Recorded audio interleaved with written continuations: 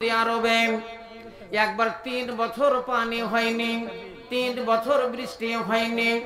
অনাবৃষ্টির কারণে গোটা ফসল পানি পুড়ে গেছিল, গাছপালাগুলোর পাতাগুলো সব ঝলসে গেছিল, পশু পক্ষীগুলো এখানে সেখানে পড়ে পড়ে মারা যাচ্ছিল।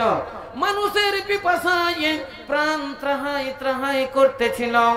ইসলাম দরদি ভাইরা মারা, জুম্মার দিনে আল্লাহর নবী জুম্মার সালাত আদায় করার জন্য, জুম্মার নামাজ পড়ার জন্য ওই মসজিদের ভিতরে তিনি ঢুকেছিলেন। খুতবা দিবার জন্য তিনি উঠলেন না, খুতবা আরম্ভ হয়ে গেল। একজন সাহাবা দাঁড়িয়ে গেলেন, বলছেন ইয়া রাসূলুল্লাহ, ইয়া হাবিবাল্লাহ, আপনি কি এই আরবের দিকে তাকিয়ে দেখেন না, আজ 3 বছর বৃষ্টি নাই, অনাবৃষ্টির কারণে সমস্ত গাছপালাগুলো ঝলসে গেল, পশু পক্ষীগুলো এখানে সেখানে পড়ে মারা যেতে লাগছে। পিপাসায় মানুষের প্রাণ ত্রাহাই ত্রাহাই করতেছে। ইয়া রাসূলুল্লাহ, একটু আল্লাহর কাছে আপনি দোয়া করেন না, আপনার মুখের গুলি ফেল হবে না, বন্দুকের গুলি ফেল হয়ে যেতে পারে কিন্তু আপনার মুখের গুলি ফেল হবে না। একটু দোয়া করুন যেন বৃষ্টি বর্ষণ হয়, যেন পানি বর্ষণ হয়। নবী আমার ওই মিম্বারে চেপে আল্লাহর দরবারে দোয়া করলেন, এ রব্বুল আলামিন, আমার উপরে লোকের এত আস্থা, আমার উপরে লোকের এত বিশ্বাস, আমার উপরে লোকের এত ঈমান, তারা বলেছে বন্দুকের গুলি ফেল হবে, আমার মুখের গুলি ফেল হবে না। ইয়া রব্বুল আলামিন, তোমার দরবারে আমি প্রার্থনা করি, আল্লাহুম্মা আসকিনা, আল্লাহুম্মা আসকিনা, আল্লাহুম্মা আসকিনা গায়সাম মাগিসান মারিয়াম মারিয়া, আল্লাহুম্মা আসকি বিবাদিকা ওয়া বাহাইমিকা ওয়া নসুর রাহমাতিকা ওয়া আফিনা কাবলা সালিকা। নবী আমার মিম্বরে চেপে আল্লাহর দরবারে বললেন, এ আল্লাহ, তোমার রহমতের পানি তুমি বর্ষণ করো, তোমার রহমতের পানি তুমি বর্ষণ করো। আল্লাহ নবীর মুখের কথা উচ্চারণ হতে দেরি ছিল, আকাশে মেঘ জমতে দেরি ছিল না, আল্লাহ নবী দোয়া করতে একটু দেরি করেছিলেন। আল্লাহর পানি বর্ষণ হতে দেরি হয় নাই, বৃষ্টি বর্ষণ হয়ে গেল, বৃষ্টি বর্ষণ হলো। ইসলাম দরদি ভাইরা মারা, এত পানি হলো, এত পানি হলো। আবু হুরায়রা রাদিয়াল্লাহু তাআলা আনহু তিনি বর্ণনা দিচ্ছেন, ওই মসজিদ থেকে বেরিয়ে বাড়ির দিকে যাবার কোনো উপায় ছিল না, বাড়ির দিকে যাবার কোনো উপায় ছিল না। আমরা সব ভিজতে ভিজতে মসজিদ থেকে বেরিয়ে বাড়ি চলে এলাম, পানি বন্ধ হইল না, পানি বন্ধ হইল না। পানি হতেই চললো, হতেই চললো। 7 দিন গুজরে চলে গেল। 8 দিনের দিন আবার জুম্মায় নামাজ পড়ার জন্য আল্লাহ নবী মসজিদে চলে গেলেন। সাহাবারা ভিজতে ভিজতে এসে মসজিদের মধ্যে প্রবেশ করলেন। নবী আবার মিম্বারে চেপেছেন। ওই লোকটি আবার দাঁড়িয়ে গেল, বলছেন, ইয়া রাসূলুল্লাহ, ইয়া হাবিবাল্লাহ, আপনাকে দোয়া করতে বলেছিলাম বৃষ্টির জন্য, আপনি দোয়া করেছেন। আজ 8 দিন পানি বর্ষণ হচ্ছে, সৌদি আরবে গোটা পানিতে লয়াকার হয়ে গেছে। ইয়া রাসূলুল্লাহ, পশু পক্ষীগুলো দাঁড়ানোর জায়গা পাচ্ছে না, সব পাহাড়ের উপরের দিকে চলে গেছে। ইয়া রাসূলুল্লাহ, মানুষ বাড়ি থেকে বেরিয়ে কোনো কাজকর্মে যাবে, এই কাজকর্ম তাদের বন্ধ হয়ে গেছে। ইয়া রাসূলুল্লাহ, আপনি একটু দোয়া করেন, আকাশের বৃষ্টি যেন বন্ধ হয়ে যায়। নবী আমার দোয়া করলেন, এ রব্বুল আলামিন, আর পানির দরকার নাই, আর বৃষ্টির দরকার নাই, আল্লাহ তুমি আকাশের পানি বন্ধ করো। আল্লাহ নবীর মুখের বাণী উচ্চারণ হতে দেরি ছিল, আকাশের পানি বন্ধ হইতে দেরি নাই। আকাশের পানি বন্ধ হইয়া গেল, আকাশের পানি বন্ধ হয়ে গেল। তাই ওই মসজিদটার নাম হলো মসজিদে গামামা। গামামা মানে বাদল, মেঘ। তো আল্লাহ রাব্বুল আলামিনের নবীর মুখের বাণী দেখেন ফেল হবে না। বন্ধুরে আমার, আল্লাহ রাব্বুল আলামিন আমার নবীকে দুনিয়াতে পাঠিয়েছেন আর ঘোষণা দিয়েছেন, ওয়ামা আরসালনাকা ইল্লা রাহমাতাল লিল আলামিন। এ নবী গো, আমি সারা জাহানের জন্য তোমাকে রহমত করে আমি প্রেরণ করলাম, রাহমাতুল লিল আলামিন করে আমি তোমাকে দুনিয়াতে পাঠালাম। ইসলাম দরদি ভাইয়ের আমার, এমন একটা সময় ছিল যেই সময়টাকে বলা হয়, যেই জামানাটাকে বলা হয় বর্বরতার জামানা, যেই যুগটাকে বলা হয় যুগে জাহিলিয়াত, বর্বরতার যুগ। সেই যুগে নবীর আবির্ভাব হলো। সৌদি আরবে দুটা বাজার লাগতো। একটা বাজারের নাম হলো জাওরা বাজার, একটা বাজারের নাম হলো মুক্কাজ বাজার। আপনি কাবা শরীফে তওয়াফ করবেন, কাবা শরীফে তওয়াফ করার পরে যখন আপনি ডেরার দিকে বেরিয়ে যাবেন, ডান সাইডে বিশাল একটা পাহাড় দেখতে পাবেন, যেই পাহাড়টার নাম হলো গারে সওর। আমরা জানি গারে সওর, গার মানে হলো গর্ত, আর সওর হলো পাহাড়টার নাম গারে সওর। যে গারে সওরে নবী আমার এই মক্কাবাসী কাফেরদের অত্যাচার সহ্য না করতে পেরে, এদের গঞ্জনা সহ্য না করতে পেরে, এদের অত্যাচার সহ্য না করতে পেরে আল্লাহ নবী মক্কা ছেড়ে মদিনায় হিজরত করে পালিয়ে যাচ্ছিলেন। মদিনায় হিজরত করে পালার সময় এই মক্কাবাসী কাফেররা জানতে পেরে নিয়েছিল যে হযরত মুহাম্মদ মক্কা ছেড়ে পালিয়ে যাচ্ছে, একে ধরে নিতে হবে, একে কঠোর শাস্তি দিতে হবে। তাই নবী আমার ওই গারে সওরের উপরে গিয়েছিলেন, সওর পাহাড়ের উপরে চেপেছিলেন। যারা হাজি হজ করতে গেছেন দেখেছেন, ওই হাজিরা যখন ওই গর্তটা দেখার জন্য পাহাড়ের উপরে উঠে তখন টিপ টিপ টিপ টিপ করে, মনে হয় যেন একটা পাখি, একটা মানুষকে পাখি মনে হয়। তাহলে বলেন সে পাহাড়টা কত বড় পাহাড়, কত উঁচু পাহাড়। আল্লাহ নবী ওখানে উঠলেন কি করে? আমি ওখানে দাঁড়িয়ে দাঁড়িয়ে খালি তাজ্জব হয়ে গেলাম, এ আল্লাহ নবী আমার এই পাহাড়ের উপরে উঠলেন কি করে? জানের আতঙ্কে, ভয়ের আতঙ্কে আল্লাহর নবী ওই পাহাড়ের উপরে উঠেছিলেন। বলেন একটা বাঘ যদি সামনে পড়ে যায়, বলেন একটা বিড়াল কেমন করে? বাঘের ভয়ে বিড়াল আর উপায় না দেখে বাঘের উপরই ঝাঁপ দিয়ে দেয়। ইসলাম দরদি ভাইয়ের আমার দিনের রাসূল সরকারে দোয়ালাম কেমন করে ওই পাহাড়ের উপরে উঠলেন না। আল্লাহ ওই পাহাড়ের নাম হলো গারে সওর। গারে সওর, ওই সওর পাহাড়ের দিকে যখন যাবেন আপনি সামনে একটা বড় পোস্টার লাগা দেখতে পাবেন। ওই পোস্টারের উপরে লেখা আছে সুকে উকাজ। সুকুন মানে হলো আরবি ভাষাতে বাজার, আর উক্কাজ হলো ওর নাম। তো ওখানে লেখা আছে সুকে উকাজ, আর ওইটা হলো ওসমান গনির রাস্তা। ওইখান করে তিনটা রাস্তা আছে। একটা রাস্তার নাম হলো আবু বকরের রাস্তা, একটা হলো হযরত উমর ফারুকের রাস্তা, একটা হলো হযরত ওসমান গনির রাস্তা। হযরত ওসমান গনি যেই পথ দিয়ে যেতেন ওই পথে একটা রাস্তা বানানো হয়েছে, ওই পথটার নাম রাখা হয়েছে ওসমান গনির রাস্তা। আবু বকর রাদিয়াল্লাহু তাআলা আনহু যেই পথে যেতেন ওই পথের নাম হলো আবু বকরের পথ। হযরত উমর যেই পথে চলতেন ওই পথের নাম হলো হযরত উমরের পথ। তো ওসমান গনির পথ দিয়ে খানিকটা যাবেন, 1 কিলোমিটার পর দেখবেন ওইখানে লেখা আছে সুকে জাওরা। সুকে জাওরা, সুকুন মানে বাজার, আর জাওরা মানে সেই বাজারের নাম। তো সুকে জাওরা, জাওরা বাজার।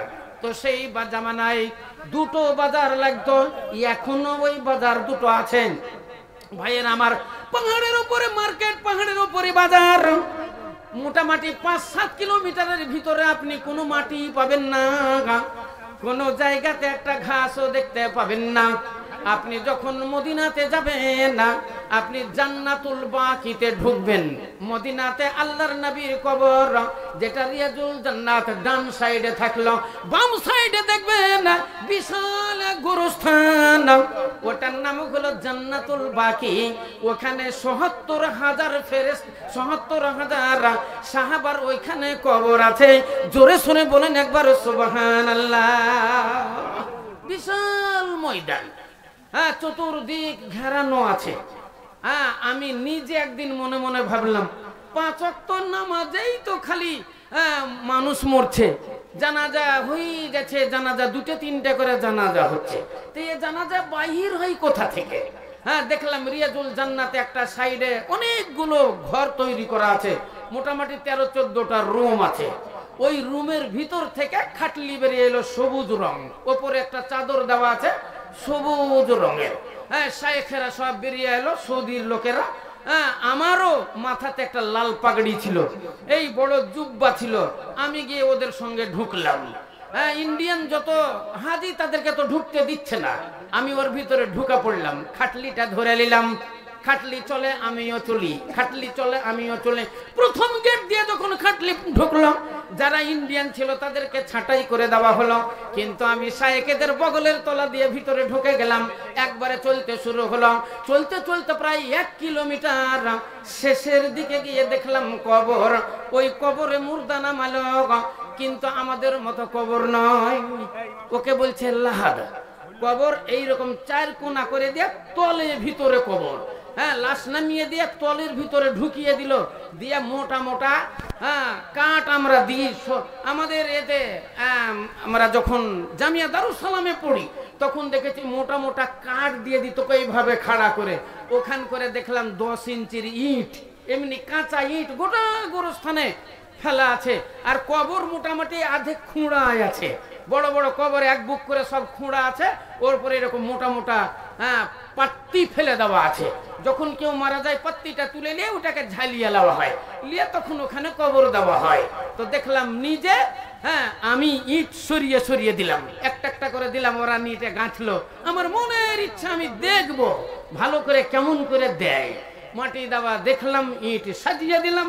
মাটি দেওয়ার পরে দেখলাম শায়েখরা দোয়াও শুরু করলো, দোয়াও হলো, হাত তুলে দোয়াও করতে লাগলো। এক শায়েখ চলে গেল, 10 মিনিট করে আবার একজনা শুরু হলো, ও 10 মিনিট করলো, 20 জনা করলো, ওরাও চলে গেল। আমরা 1 বোতল পানি নিয়ে 3বার ছিটাই। ওখানে দেখলাম বোতলের বোতল জমজম পানি যে আসছে 1 বোতল করে ঢেলে দিয়ে চলে যাচ্ছে। আবার একজন এলো, ও 1 বোতল ঢেলে দিয়ে চলে গেল। আবার দেখলাম এইরকম জমজম পানি দিতেই আছে। দেখলাম শেষ করে, হ্যাঁ, জানাজা ওখানে হয়ে গেল, পড়ে চলে এলাম। ইসলাম দরদি ভাইয়ের আমার, ওটার নামও হলো জান্নাতুল বাকি। আমার দিন রাসূল সরকারে দোলাম তাজদারে মাদানী ওই জান্নাতুল বাকিতে যেতেন, অধনে কান্না করতেন, আল্লাহকে বলতেন হে রব্বুল আলামিন, তোমার খাস বান্দারা এই জান্নাতুল বাকিতে পড়ে আছে। আল্লাহ, এটাই হলো জান্নাতুল বাকি, এটার নাম হলো রিয়াজুল জান্নাত, আর এটার নাম হলো জান্নাতুল বাকি।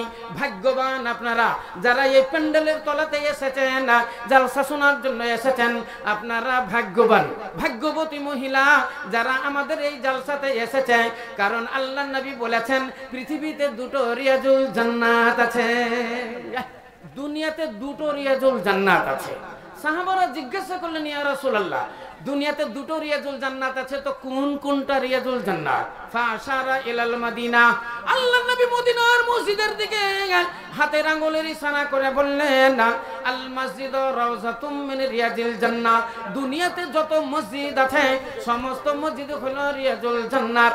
আর যেই মাহফিলে কোরআনের বাণী পরিবেশন হয়, হাদিসের বাণী পরিবেশন হয়, আল্লাহর নবী বললেন হুয়া রাউজাতুম মিন রিয়াজিল জান্নাহ, সেটা হলো জান্নাতের বাগিচা, সেটাও হলো জান্নাতের বাগান।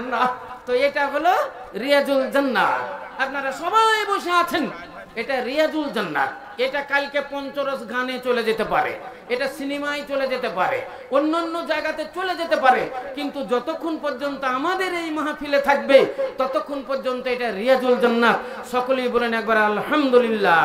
মনটি আমার ময়না পাখি খাঁচাতে রহে না, বারে বারে যাই চলে মন সোনার মদিনা, বারে বারে যাই চলে মন সোনার মদিনা।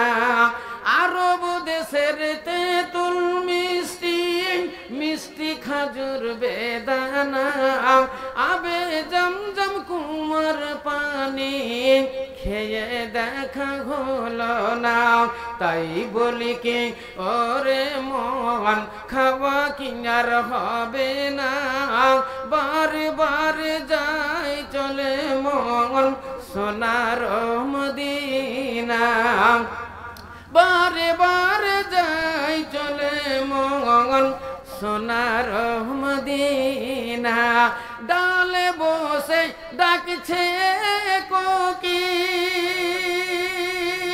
কুহু কুহু করে গুল বাগিচায় বুলবুল পাখি ডাকছে জীবন ভরে, তাই বলি কি ওরে মন ডেকে শান্তি হলো না, বারে বারে যাই চলে মন সোনার মদিনা, বারে বারে যাই চলে মন সোনার মদিনা।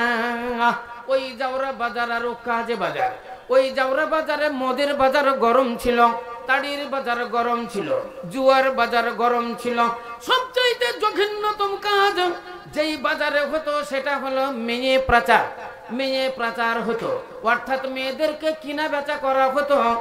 যারা পুঁজিপতি মানুষ তারা অনেকগুলো টাকা দিয়ে সুন্দরী সুন্দরী মেয়েগুলোকে, 16 বছর 18 বছরের যুবতী মেয়েগুলোকে এরা কিনে নিয়ে চলে যেত।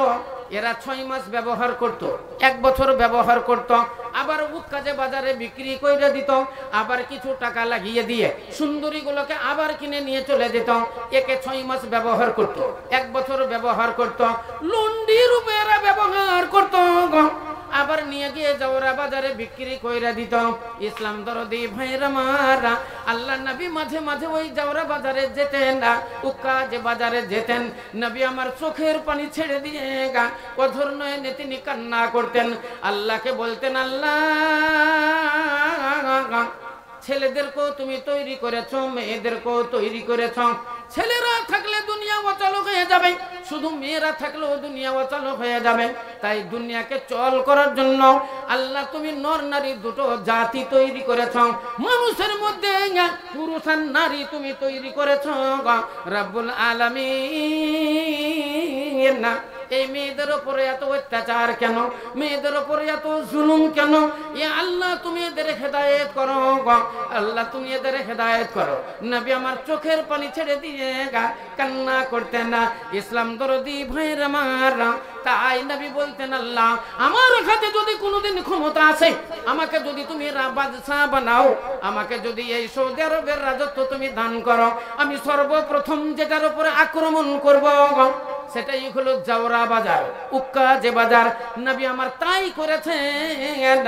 যখন মক্কা বিজয় হয়ে গেল, আল্লাহ নবীর হাতে যখন ক্ষমতা এলো, সাহাবাদের হাতে যখন ক্ষমতা এলো, আল্লাহ নবী একদিন খুতবা দিলেন। খুতবার মাধ্যমে বললেন, এ মুসলমানদের মধ্যে বীর মুজাহিদ কারা আছো, বীর মুজাহিদ কারা আছো? সর্বপ্রথম আক্রমণ চলবে ওই জাউরা বাজারের উপরে আর উকাজ বাজারের উপরে। চলবে আমাদের সংগ্রাম অন্যায়ের বিরুদ্ধে, চলবে আমাদের সংগ্রাম অত্যাচারের বিরুদ্ধে, চলবে আমাদের সংগ্রাম অনাচারের বিরুদ্ধে, চলবে আমাদের সংগ্রাম ব্যভিচারের বিরুদ্ধে, চলবে আমাদের সংগ্রাম মেয়ে প্রচারের বিরুদ্ধে। মেয়েদের কিনা বেচার চলবে না, মেয়েদের কিনা বেচা চলবে না। তাই ওই বীর মুজাহিদ মুসলমানেরা তারা ঝাঁপিয়ে পড়লো জাউরা বাজারে। জাউরা বাজার থেকে মদ উচ্ছেদ করে দেওয়া হলো, তাড়ি উচ্ছেদ করে দেওয়া হলো, মদ তাড়ি আপনার জুয়া উচ্ছেদ করে দেওয়া হলো, এবং চিরজীবনের মতো জাউরা বাজারে উকাজে বাজারে মেয়েদের কিনা বেচা বন্ধ হয়ে গেল। নারায়ে তাকবীর, লিল্লাহি তাকবীর। এই মেয়েদের সম্মান কে দিল? আল্লাহ দিল। এই মেয়েদের ইজ্জত কে দিল? আল্লাহ দিল। এই মেয়েদের সম্মান আল্লাহ রাব্বুল আলামিন দিয়েছেন। আর তিনি বলে দিয়েছেন, ওয়া কাযা রাব্বুকা আল্লা তা'বুদু ইল্লা ইয়াহু ওয়া বিল ওয়ালিদাইনি ইহসানা ইম্মা ইয়াবলুগান্না ইনদাকাল কিবারা আহাদুহুমা আও কিলাহুমা ফালা তাকুল লাহুমা উফিন ওয়া লা তানহারহুমা ওয়া কুল লাহুমা কাওলান কারীমা ওয়াকফিদ লাহুমা জানাহাজ যুল্লি মিনার রাহমা ওয়া কুর রাব্বিরহামহুমা কামা রাব্বায়ানি সাগীরা। আল্লাহ বলেন, ইয়া নবী গো, তুমি আমার বান্দাদের বলে দাও, তোমার উম্মতদের বলে দাও, আমার ইবাদত বন্দেগী অপরিহার্য। প্রত্যেক মুসলমান নর নারীকে সালাত আদায় করতে হবে, নামাজ আদায় করতে হবে। যারা সুস্থ সবল রোগ মুক্ত বালেগ তাদের উপরে আমি নামাজ ফরজ করে দিলাম। নামাজের পরে পরই আমি মায়ের সেবা তাদের জন্য ফরজ করে দিলাম। এরা মায়ের সেবা করবে, বাবার সেবা করবে। বাবাকে বাবা বলে ডাকবে, আব্বাজান বলে ডাকবে, মাকে মা জননী বলে ডাকবে। যদি আপনি হাজার হাজার লাখ লাখ টাকা নিয়ে এসে বাবার কোলে যদি ঢেলে দেন, হাজার হাজার লক্ষ লক্ষ টাকা নিয়ে গিয়ে যদি মায়ের কোলে ঢেলে দেন, মিষ্টি রসগোল্লার ঠোঙা নিয়ে এসে মায়ের কোলে যদি ঢেলে দেন, আপনার ঋণ শোধ হবে না, আপনার ঋণ শোধ হবে না। আপনার ঋণ শোধ করতে গেলে মায়ের দাবি আপনাকে পূরণ করতে হলে, বাবার দাবি আপনাকে পূরণ করতে হলে আব্বাকে আব্বাজান বলে ডাকতে হবে, আব্বাকে আব্বাজান বলে ডাকতে হবে, মাকে মা জননী বলে ডাকতে হবে, তবে আপনার ঋণ শোধ হবে। আমার যদি হতো ছেলে, আমার যদি হতো ছেলে, নিতাম তারে কোলে, আমার যদি হতো ছেলে, নিতাম তারে কোলে, সেই ছেলেতে ডাকতো আমায় মা জননী বলে। ইসলাম দরদি ভাইয়ের আমার, মা জননী এমন একটা ভাষা, মা জননী এমন একটা ডাক। মাকে যখন মা বলে ডাকে, মা জননী বলে ডাকে, তখন মায়ের কলেজা ঠান্ডা হয়ে যায়, মায়ের আত্মাটা ঠান্ডা হয়ে যায়, শীতল হয়ে যায়। আব্বাকে আব্বাজান বলে ডাকলে আব্বার মন শীতল হয়ে যায়, মনে হয় ছেলেকে আমি সব দিয়ে দিব। ইসলাম দরদি ভাইয়ের আমার, এখান করে যতগুলো লোক আছেন সবাই আপনারা প্রায় আব্বা বলেন। যখন ছেলেটা আব্বা বলে ডাকে, আপনি বাজারের দিকে যান না, আব্বা আমার জন্য মিষ্টি নিয়ে আসবে, আব্বা আমার জন্য একটা খেলনা নিয়ে আসবে। আপনি বাজারে গেলে মনে হয় আগে মিষ্টিটা কিনবো, তারপরে আগে খেলনাটা কিনবো, তারপরে বাজার করব। যেহেতু আমার বাবু বলেছে আব্বা আমার জন্য মিষ্টি নিয়ে এসো। মা জননীকে যখন আম্মু বলে ডাকে, মা বাচ্চাকে দুধ দিতে চাই না, না আমি দুধ খেতে দেব না, কিন্তু যখন বলে আম্মু আমি দুধ খাবো, তখন একবার দুবার তিনবার বললে আর মায়ের দুঃখ আর সয় না। তখন মা কলিজার সঙ্গে বুকের সঙ্গে জড়িয়ে নিয়ে তখন সে দুধ পান করাই। ইসলাম দরদি ভাইয়ের আমার, বাবা যদি সামনে বসে থাকে আর মা যদি বলে না আমি দুধ খাওয়াবো না, গরুর দুধ খাওয়াবো, তখন আব্বাই বলে তোকে মা বলে ডাকছে, দে দুধ দে, না হলে তখন ভাই স্বামী স্ত্রীতে ঝগড়া লেগে যায়। মা জননী এমন একটি ভাষা, আব্বা জান এমন একটি ভাষা, যেমন আব্বা রাজি হয়ে যায়, মা যেমন রাজি হয়ে যায়, অমনি আর সে মুআল্লাকার উপরে মহান আল্লাহ রাব্বুল আলামিন বসে আছেন। আল্লাহ বলেন ওই নিরঞ্জন নিষ্ঠা বনে সৃষ্টি করিলে মানুষ ভাবো তাই দিলে, ওগো এক নেহারে কি ভাবেতে ত্রিজগতে হাট বসালে, মানুষ ভাবো তাই দিলে। আল্লাহ আসমান তৈরি করলেন, আল্লাহ জমিন তৈরি করলেন, আল্লাহ চন্দ্র সূর্য তৈরি করলেন, তারকাদি গাছপালা নদ নদী পাহাড় পর্বত আল্লাহ বানালেন। তারপরে মানব জাতিকে তৈরি করে মানুষের মধ্যে আবার দুটো জাতি বানানো হলো, একটা হলো নর, অপরটি নারী। এই নর নারী দিয়ে আল্লাহ ভবের বাজার বসিয়ে দিল। জোরে শুনে বলেন একবার সুবহানাল্লাহ। ও গো আল্লাহ মেহেরবান, আমি গাহি যে তোমার গান, ও গো আল্লাহ মেহেরবান, আমি গাহি যে তোমার গান। তুমি আমায় রিজিক দিয়ে বাঁচাইছো প্রাণ, আল্লাহ মেহেরবান, আমি গাহি যে তোমার গান, ও গো আল্লাহ মেহেরবান, আমি গাহি যে তোমার গান। রূপে ভরা দুনিয়াটা দেখতে কত ভালো, দেখবো যে তাই চোখে তুমি দিলে নয়ন আলো। এ রূপে ভরা দুনিয়াটা দেখতে কত ভালো, দেখবো যে তাই চোখে তুমি দিলে নয়ন আলো। কত দেখি আলো বিহীন একে তোমার শান, আল্লাহ মেহেরবান, আমি গাহি যে তোমার গান ও আল্লাহ মেহেরবান আমি গাহি যে তোমার গান।